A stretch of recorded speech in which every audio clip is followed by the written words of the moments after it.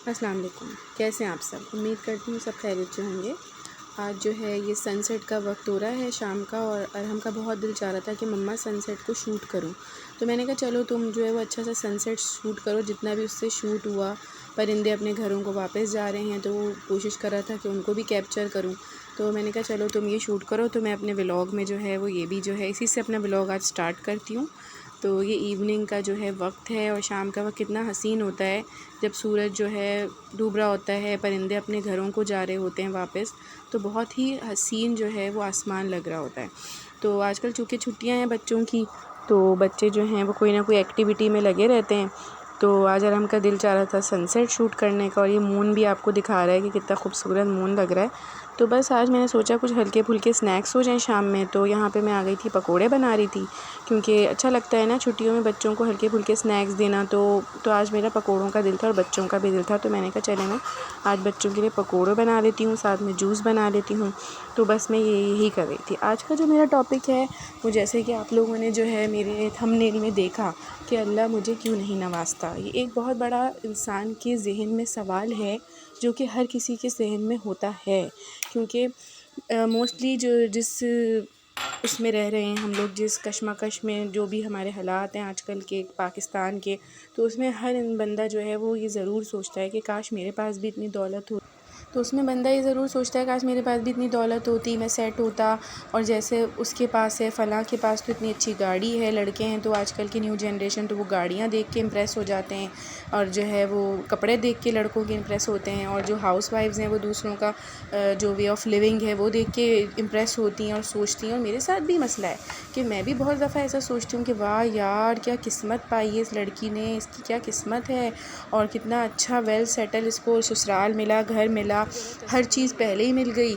और जो है यहाँ पर हम स्ट्रगल कर रहे हैं, तो हमारे लिए इस तरह से क्यों नहीं। लेकिन ये बिल्कुल सोचना जो है ना वो गलत है, क्योंकि अल्लाह की तक़सीम में जो है ना फिर आप जो है ना वो दखल अंदाज़ी कर रही हैं। तो अल्लाह की तक़सीम है, अल्लाह जिसे चाहता है बेइंतहा देता है, और जिसे चाहता है उतना देता है कि वो ज़िंदगी अच्छी तरह से बसर कर सके। तो हमें हर हाल में अल्लाह ताला का शुक्र अदा करना चाहिए।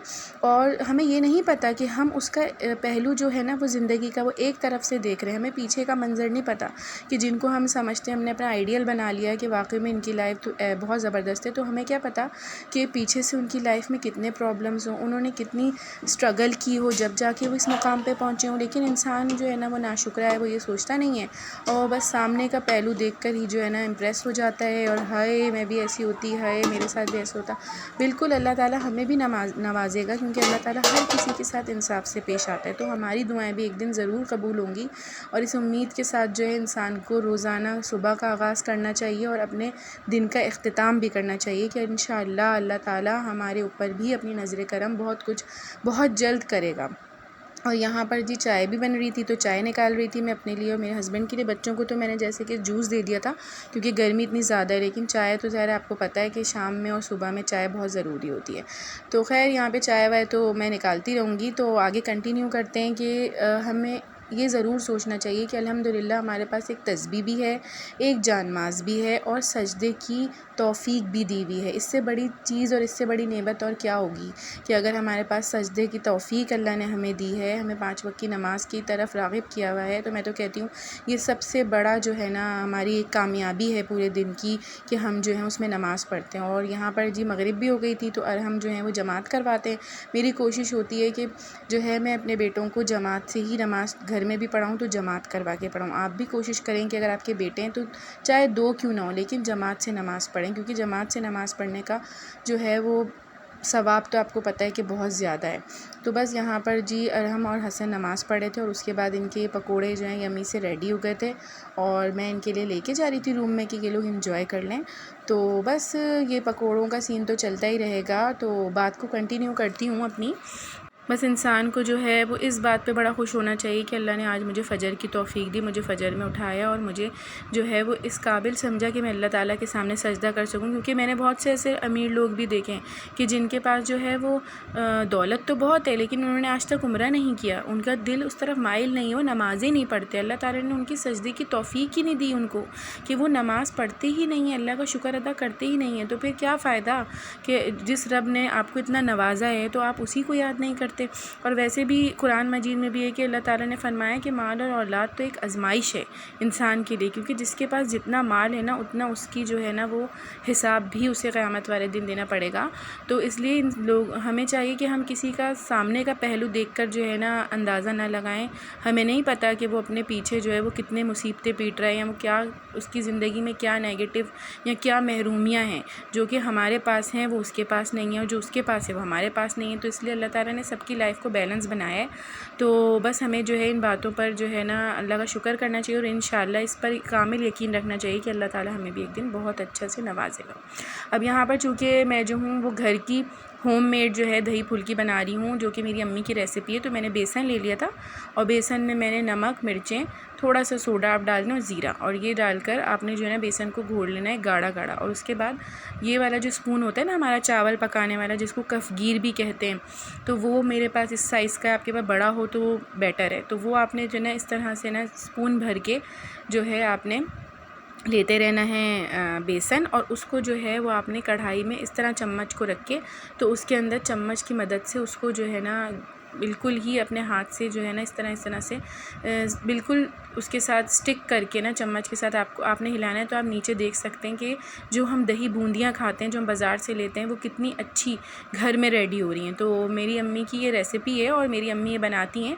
तो हम भी जब अम्मी के घर जाते हैं, या पहले भी जब हमारी शादी नहीं हुई हुई थी, तो जब भी अम्मी के घर पर, हम तो खैर ये रोटी से भी खा लेते हैं गर्मी में, और मेरे बच्चों की भी वही आदत है कि उनको ये रोटी से भी बहुत अच्छी लगती है। तो आज मैंने भिंडी बना रही थी, जैसे आपके सामने मैं भिंडी जो है वो फ्राई करी थी। तो मैं जो हूँ फ्राई करके ही भिंडी बनाती हूँ। तो भिंडी जो है वो बन रही है साइड में, और साथ में मैंने बच्चों से कहा था कि आज मैं दही फुल्कियाँ बना लूँगी। तो हम लोग तो भाई बहुत शौक़ से जो है ये दही फुल्कियाँ और सब्ज़ी, ये इससे रोटी बहुत इंजॉय करते हैं गर्मी में, क्योंकि यार हर वक्त जो है ये मुर्गी गोश्त, बिरयानी, कोरमा ये अच्छा भी नहीं लगता। तो बस यहाँ पर मसाला भून चुका था, और फ्राई भिंडी जो है मैं इसमें डाल रही थी, और इसको भून कर फिर मैं इसको दम दे दूँगी। मेरा भिंडी बनाने का तरीका कुछ इस तरह से है, और इस तरह से भिंडी अच्छी भी बहुत बनती है, अच्छी भी लगती है। तो बस आज का व्लॉग जो है वो इन बातों पर ही था जो मैंने आपसे शेयर की। तो मैं आपसे ये कहना चाहूँगी, मेरे व्यूवर्स हैं जो मुझे देखते हैं, जो लाइक करते हैं, जो टिकटॉक से भी आ रहे हैं, जो भी हैं, तो उनके लिए बहुत थैंक यू कि आप जो है वो मुझे लाइक करते हैं, सब्सक्राइब करते हैं। और मैं यही कहूँगी कि आप लाइक सब्सक्राइब करना नहीं छोड़ें, और करते रहें, और व्यूज़ देते रहें। तो इसमें जो है वो मुझे बहुत खुशी मिलती है। तो बस यहाँ पे मैंने दही ले लिया था, दही में दूध, नमक, पिसी हुई काली मिर्च और थोड़ा सा पिसी हुई लाल मिर्च डाल के उसे फेंट लिया था, और इसमें थोड़ा सा लहसुन डाला था, और बाद में मैंने फुल्कियाँ जो थी वो डाली, और मैंने इसमें जो है ना बारीक कटा हुआ प्याज और बारीक कटा हुआ धनिया, बस ये फुल्कियाँ रेडी हो गई। और ये इतनी मज़े की बनी थी कि बच्चों को बहुत पसंद आती हैं। बच्चे जो है रोटी से तो खाते हैं, इसके अलावा फिर हम ये इसको चमची से भी इस्तेमाल करते हैं। तो बस आज का व्लॉग मेरा यहीं पे था, छोटा सा। उम्मीद करती हूँ आपको पसंद आया हो। अगर पसंद आए तो मुझे इसका फ़ीडबैक ज़रूर दीजिएगा। जब तक के लिए अल्लाह हाफ़िज़।